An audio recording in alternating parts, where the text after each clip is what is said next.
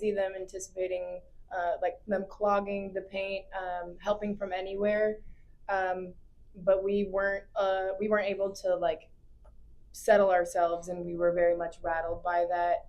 Uh, I don't know if there was an adjustment made. We were trying to play off of two, trying to make throwback reads and stuff like that. It just wasn't it. They were blowing up our dribble handoffs. They were making catches difficult. I mean,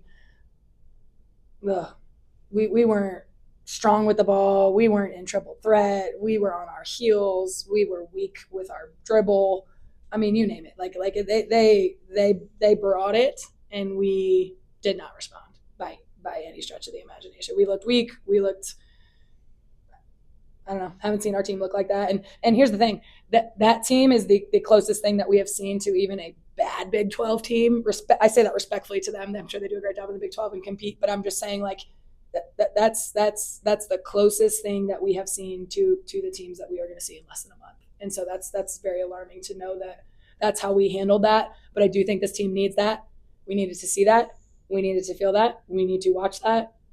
And one thing I do know about this team is that they watch the film, and they really do try to make adjustments for the next time. So, you know, we're going to get this at some point. So glad we're getting it now. And we're going to need to fix this before Sunday, because it's going to be a very similar situation.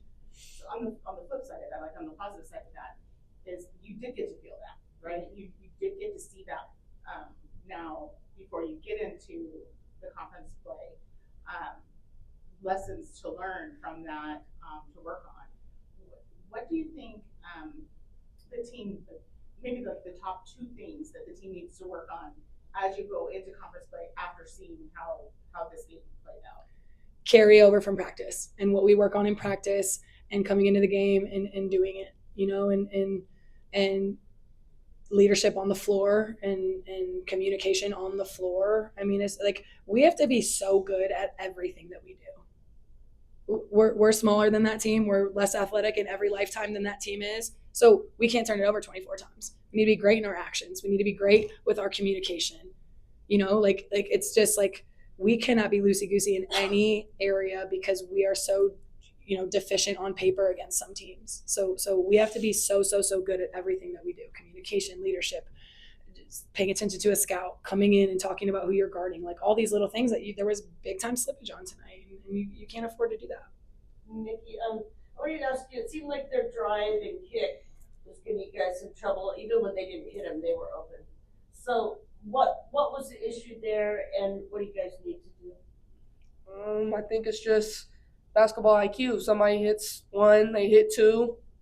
You probably don't need a big gap. You need to stay there, and we got to contain the ball, so we don't need the big gaps, you know. And that's what she's talking about. When we talk about that every day in practice, and we don't bring it to the floor. So until we do that, we're gonna get the same outcome that we did today.